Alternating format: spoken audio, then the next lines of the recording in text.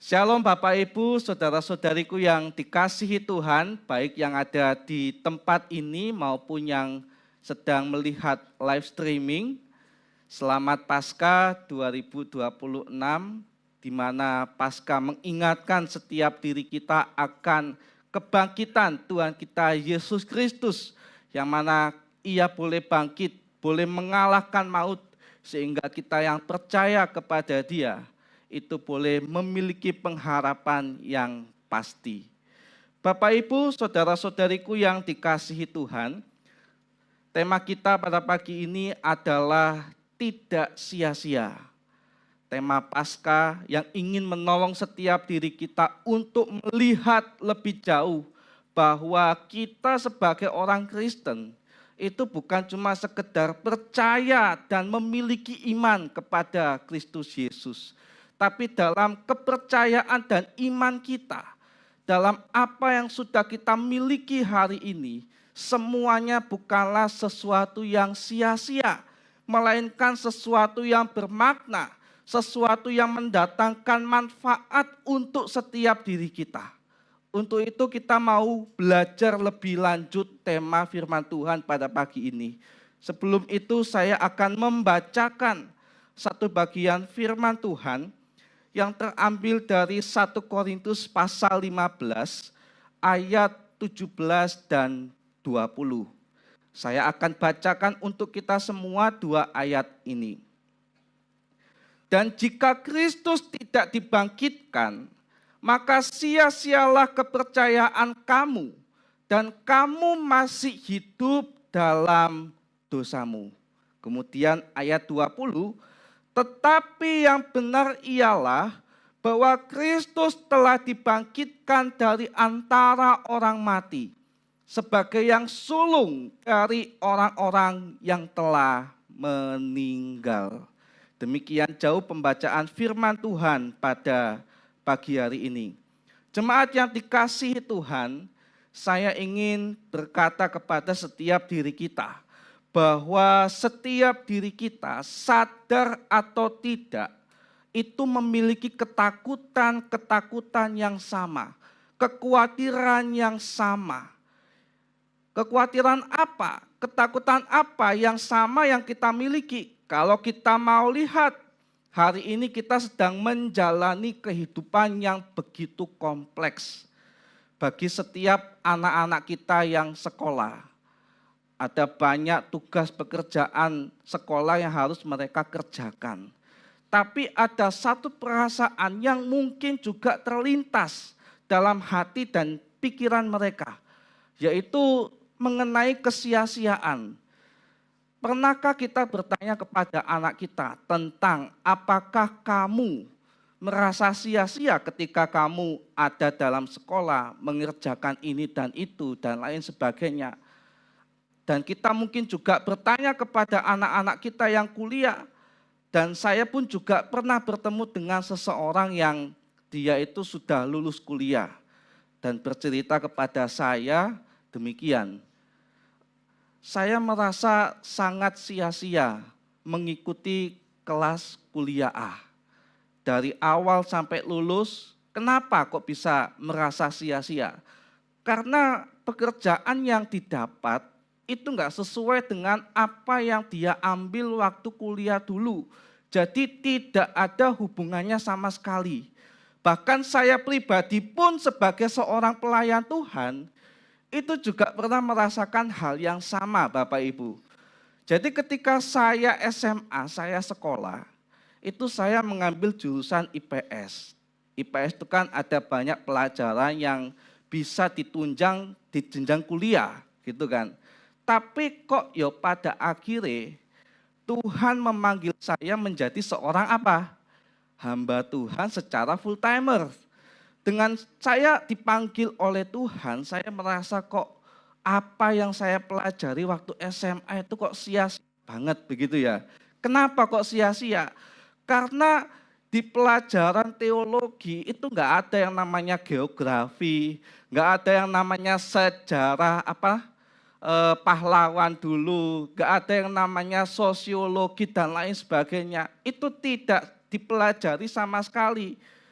Dan itu perasaan yang pernah saya rasakan dulu. Dan mungkin bagi setiap diri kita yang kerja, itu pun juga sama. Aku sudah mengerjakan banyak hal dalam kehidupanku, tapi kok yo rasanya sia-sia. Karena apa yang kita kerjakan kadang-kadang hasil itu tidak sesuai dengan ekspektasi dan realita. Dan masih ada banyak lagi rasa takut dan khawatir akan kesia-siaan yang kita alami dalam kehidupan ini. Tidak hanya ketakutan akan kesia-siaan dalam pekerjaan, studi, dan lain sebagainya. Tapi kita juga menyadari bahwa ketakutan akan kesia-siaan ini juga bisa menyentuh iman kita sebagai orang Kristen. Ada orang bertanya, aku hari ini menjadi seorang Kristen. Aku hari ini percaya penuh kepada yang namanya Kristus Yesus. Kira-kira apa yang aku yakini ini benar atau enggak ya? Kalau semisal ini benar, maka akan menjadi sesuatu yang membahagiakan. Akan menjadi sesuatu yang membuat saya mengalami sukacita yang besar. Tapi kalau apa yang saya yakini selama ini salah, mengenai kebangkitan, kematian Kristus Yesus, maka semua yang saya imani akan menjadi sia-sia. Dan mungkin ini tidak selalu terungkap dalam perkataan kita. Mungkin ini hanya akan ada di dalam hati kita. Hanya akan ada di dalam benak dan juga pikiran kita. Bahkan kalau kita mau lihat tulisan Paulus dalam 1 Korintus 15. Jadi 1 Korintus 15 ini adalah tulisan dari Rasul Paulus kepada jemaatnya yang ada di Korintus. Kalau kita mau lihat jemaat yang ada di Korintus waktu itu, rupanya juga mengalami ketakutan dan kekhawatiran yang sama seperti yang kita alami hari ini. Ketakutan dan kekhawatiran mereka itu secara spesifik bicara mengenai iman mereka kepada Kristus Yesus. Apakah aku selama ini sudah beriman kepada Allah yang benar? Apakah selama ini kebangkitan Tuhan Yesus itu nyata adanya? Atau hanya sekedar cerita dongeng yang dibuat oleh Rasul Paulus atau oleh orang-orang percaya yang lainnya? Apakah ini benar-benar terjadi di dalam sejarah dan juga kehidupan manusia? Ini adalah pertanyaan iman dari jemaat yang ada di Korintus. Mereka khawatir jika suatu saat mereka sudah meninggalkan dunia ini, ternyata iman mereka kepada Yesus itu menjadi sia-sia. Ternyata apa yang mereka usahakan selama hidup untuk tetap beriman, melayani Tuhan Yesus, itu menjadi sia-sia. Sebab kalau kita mau lihat zaman dulu Bapak Ibu, jemaat mula-mula yang percaya kepada Kristus itu enggak seenak kita hari ini. Kenapa? Karena orang-orang Kristen mula-mula dulu, mereka ketika memilih percaya kepada Tuhan Yesus, itu harganya sangat mahal. Mereka harus membayar harga itu betul-betul luar biasa. Enggak cuma waktu yang mereka persembahkan, enggak cuma sekedar dana yang mereka berikan kepada gereja untuk pelayanan, enggak cuma sekedar tenaga yang harus mereka kuras untuk tetap membangun komunitas umat Tuhan supaya bisa bertumbuh hari demi hari. Tapi lebih dari itu apa yang mereka bayar? Yaitu nyawa mereka. Mengapa bisa demikian? Karena orang Kristen pada masa itu betul-betul ada dalam masa-masa yang sangat-sangat menderita. Tidak seperti hari ini yang mana toleransi itu makin banyak, ya. Toleransi beragama dan lain sebagainya itu makin luas. Dahulu tidak demikian.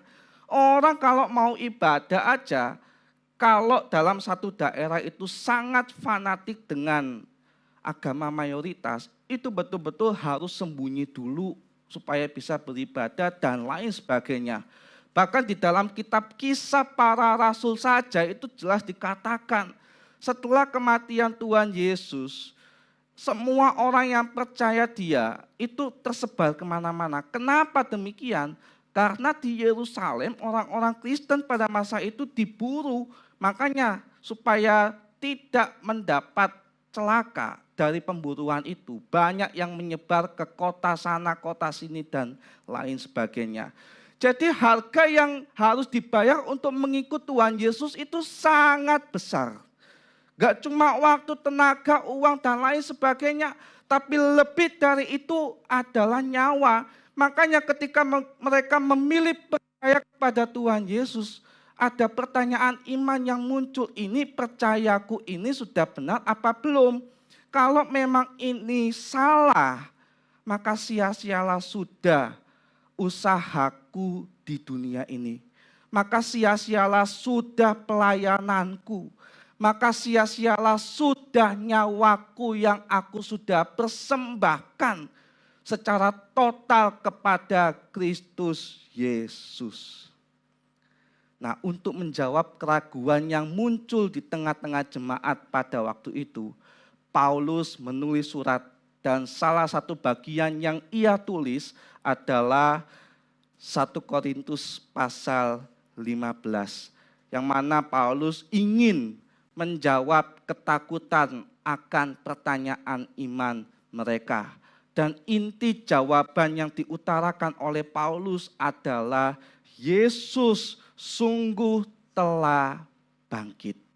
Kalau kita mau lihat dalam ayat 17 1 Korintus pasal 15, di sana Paulus berkata kepada jemaat Tuhan, dan jika Kristus tidak dibangkitkan, maka sia-sialah kepercayaan kamu dan kamu masih hidup dalam dosamu.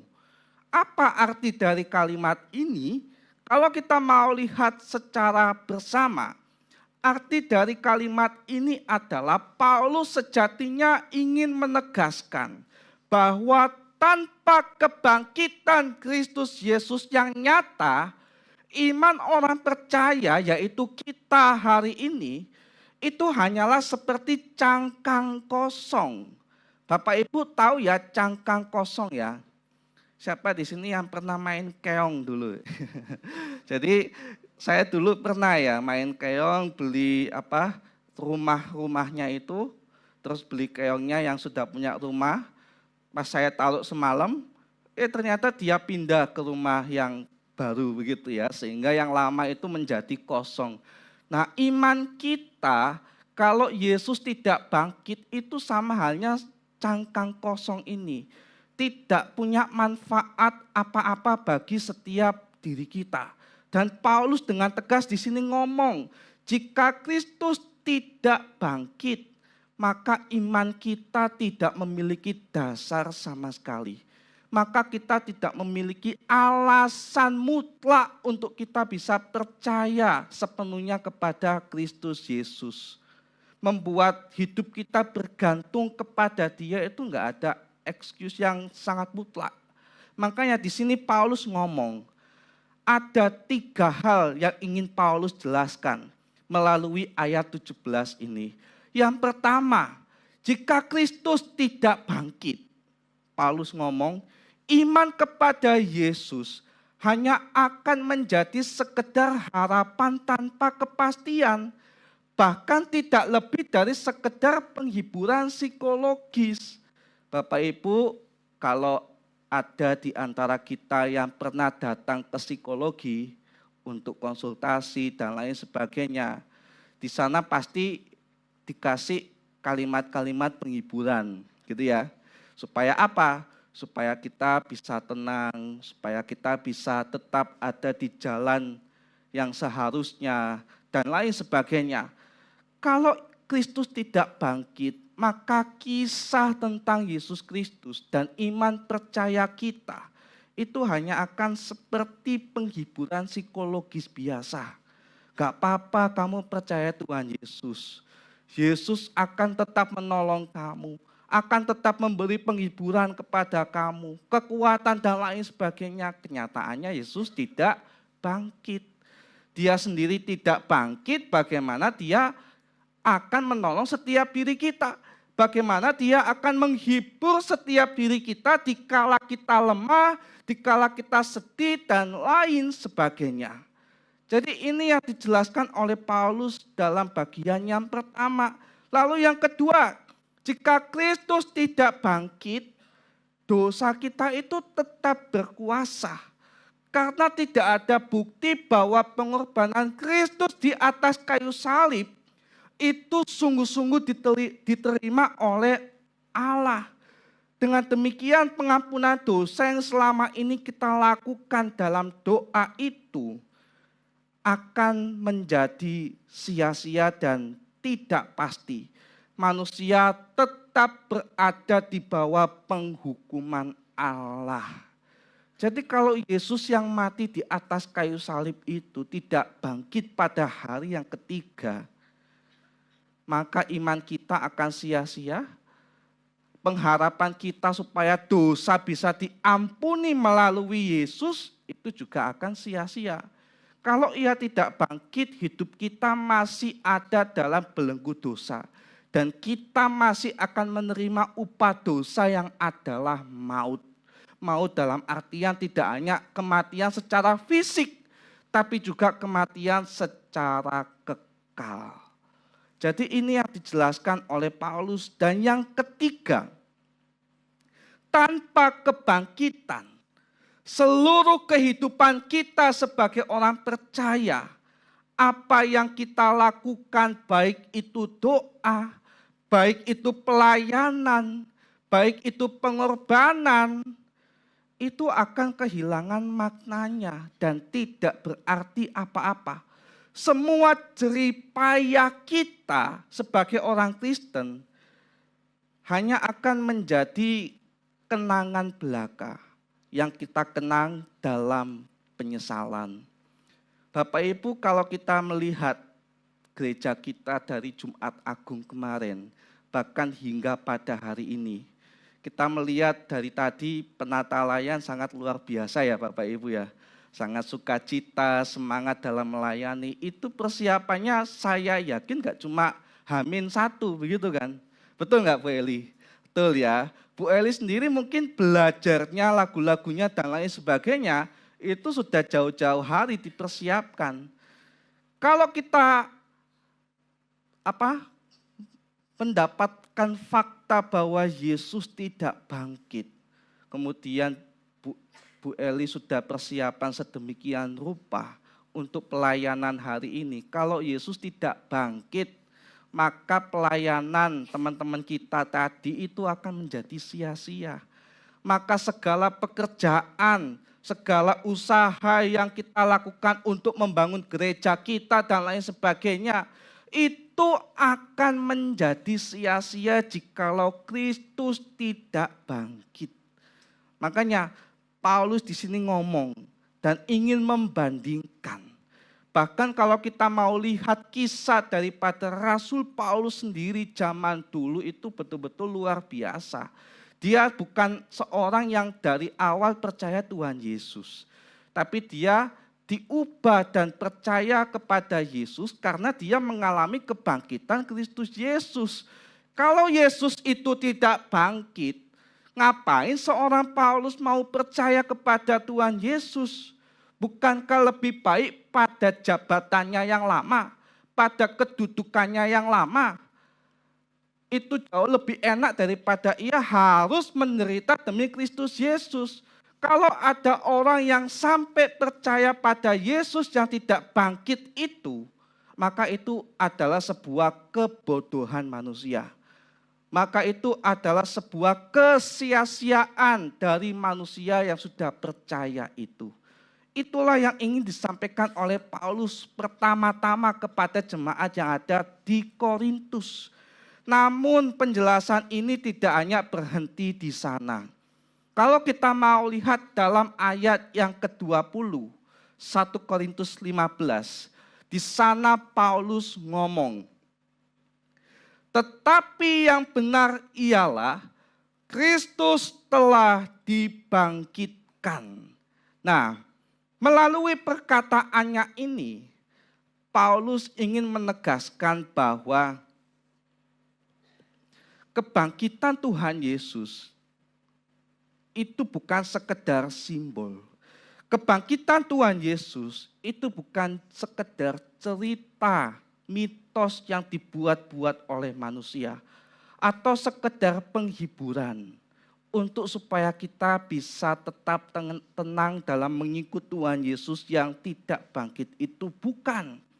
Tetapi di sini Paulus menegaskan kebangkitan Tuhan Yesus jelas adalah fakta yang menjadi dasar orang percaya bahwa pengorbanan Kristus di atas kayu salib itu sungguh diterima oleh Allah.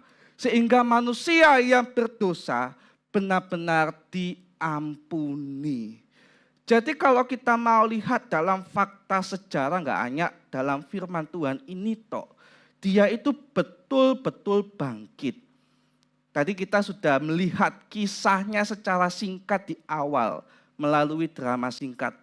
Bagaimana kubur yang baru diisi kemarin pada kematian Tuhan Yesus.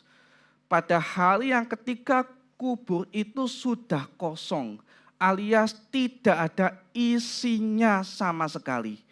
Dan itu menjadi tanda bahwa dia sungguh-sungguh bangkit. Bahkan sebelum itu ada banyak tanda-tanda yang lain yang bisa kita saksikan dalam kebenaran firman tentang bagaimana Kristus telah bangkit dari antara orang mati dan dikatakan dia bangkit menjadi yang sulung.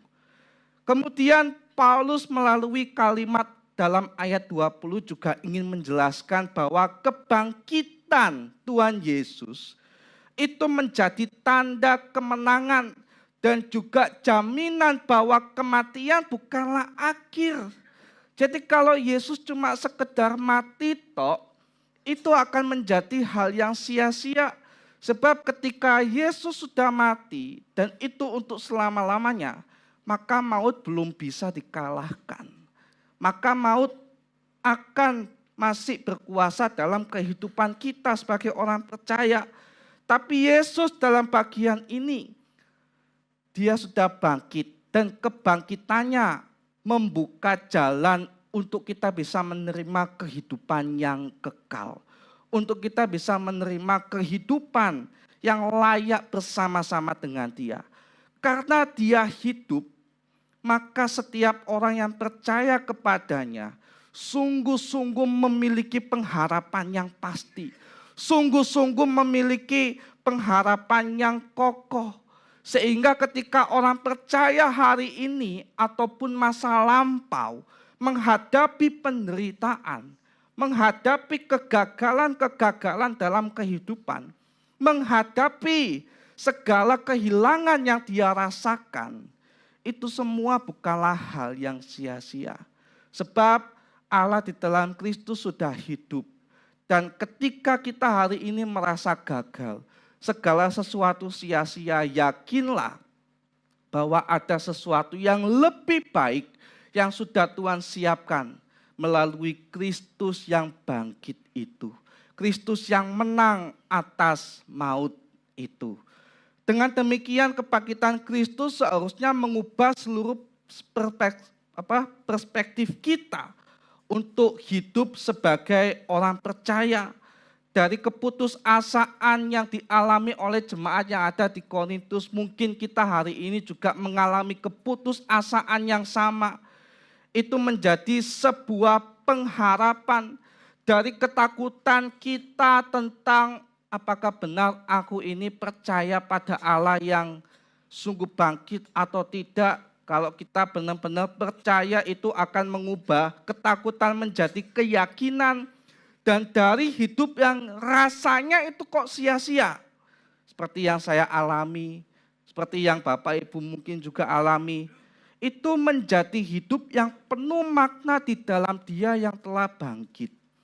Dahulu saya pikir bahwa saya sekolah itu sia-sia sebab ujungnya masuk ke sekolah teologi.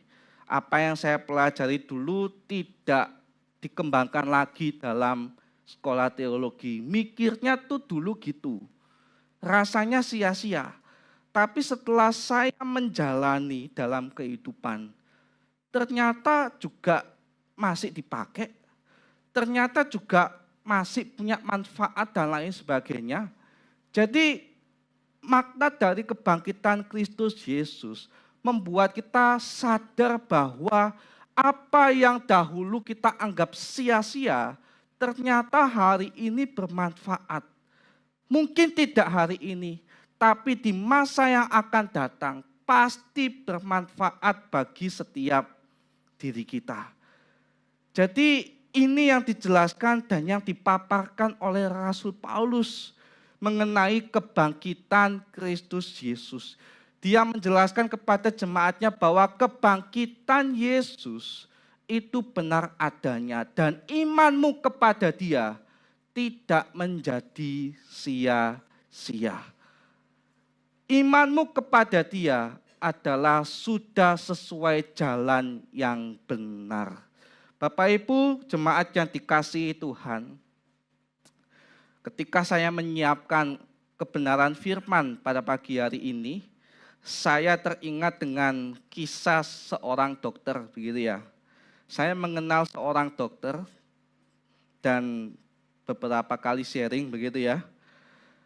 Dokter tersebut berkata, BTW dia ini seorang dokter yang ahli dalam satu bidang khusus, dia sudah bertahun-tahun menangani pasien, begitu ya. Dan namanya dokter juga pasti ada sembuhnya dari seorang pasien dan pasti juga ada endaknya, begitu ya. Nah, pada suatu momen dia cerita, enggak semua orang yang datang periksa ketika dia sakit itu percaya sama dokternya. Padahal dia ini adalah dokter yang sangat ahli, begitu ya. Kenapa kok orang-orang sebagian ada yang tidak percaya? Karena mungkin dia punya ketakutan-ketakutan khusus. Kalau suatu momen dia periksa ke dokter, itu bukan malah memperbaiki dirinya, tapi justru memperburuk dan lain sebagainya. Kadang-kadang ini muncul dalam pikiran-pikiran kita yang mungkin dalam tanda petik kita takut untuk datang ke rumah sakit ketika kita sedang mengalami sakit. Di sini ada yang takut sama dokter? Nah, kadang-kadang ada ya orang-orang yang takut sama dokter, begitu ya. Takut kalau penyakitnya nanti tambah parah lah dan lain sebagainya. Sehingga dia memutuskan untuk tidak memeriksakan diri ketika dia sakit. Padahal Tuhan menyediakan dokter itu tujuannya adalah untuk supaya kita itu bisa sembuh, begitu kan. Tapi kadang-kadang kita sudah takut duluan. Merasa bahwa ketika aku pergi ke dokter semuanya akan sia-sia. Sehingga yang kita lakukan biasanya adalah tidak pergi atau pergi tapi tidak mengikuti arahan yang sudah diberikan oleh dokter. Misal kita pergi ya hanya sekedar formalitas, periksa dan lain sebagainya, ketika dikasih obat, resep dan lain sebagainya untuk kita bisa melakukan itu. Tapi ketika sudah di rumah kita tidak melakukan karena menganggap bahwa semuanya sia-sia, begitu ya. Percuma mengikuti arahan dari dokter. Toh juga kita nggak tahu. Kalau semisal nanti ketika kita mengikuti justru makin buruk kondisi kita dan lain sebagainya. Itu yang sering kita alami dalam kehidupan kita ketika kita sakit. Padahal kita itu diperhadapkan dengan dua pilihan yang nyata. Kalau kita mengikuti apa yang menjadi arahan dokter, itu sudah pasti akan menolong setiap diri kita. Menunjang untuk kita bisa tetap sehat. Tapi jika kita melakukan sebaliknya, maka kita ya akan stagnan dalam kesakitan kita. Dan ini menjadi pilihan kita bersama. Kita mau percaya sama dia, oke. Mau tidak percaya dengan dokternya pun juga oke. tapi di dalam konteks Kristus Yesus, di dalam konteks iman kita kepada Dia. Apalagi yang perlu kita khawatirkan, apalagi yang perlu kita tanyakan dalam iman kita percaya kepada Dia. Bukankah kubur itu telah kosong, Bapak Ibu? Bukankah kubur itu sudah tidak ada isinya? Bukankah Alkitab dengan terang menjelaskan bahwa Dia sudah bangkit? Kebangkitannya itu enggak cuma disaksikan satu orang. Kalau hanya disaksikan satu orang, maka kita perlu bertanya dengan serius. Orang ini betul apa enggak? Begitu kan? Tapi kebangkitan Tuhan Yesus itu disaksikan oleh orang banyak secara progresif. Awalnya mungkin perempuan-perempuan tadi menyaksikan. Kemudian para murid menyaksikan. Kemudian orang-orang lain juga menyaksikan kebangkitan Tuhan Yesus. Sehingga itu menjadi berita yang viral yang pada akhirnya dikenal oleh banyak orang, bahkan diri kita hari ini. Bahkan dicatat dalam kebenaran firman Tuhan. Jadi dalam bagian ini apalagi yang menjadi keraguan kita untuk memiliki iman kepada Dia. Apalagi yang menjadi ketakutan untuk kita secara totalitas menggantungkan hidup kita kepada Dia. Kalau kita mau lihat Bapak Ibu setelah kebangkitan Kristus Yesus, rasa percaya kita kepada Dia sejatinya tidak akan pernah sia-sia. Kebangkitan Tuhan Yesus itu membawa 3 implikasi nyata dalam kehidupan kita.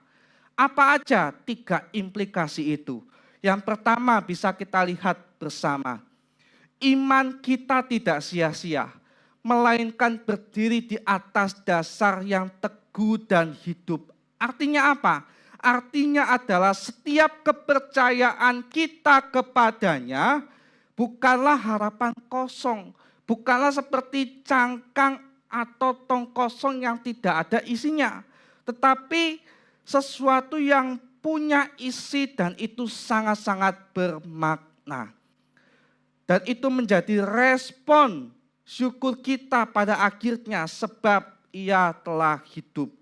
Benar-benar berkuasa, benar-benar mengalahkan maut.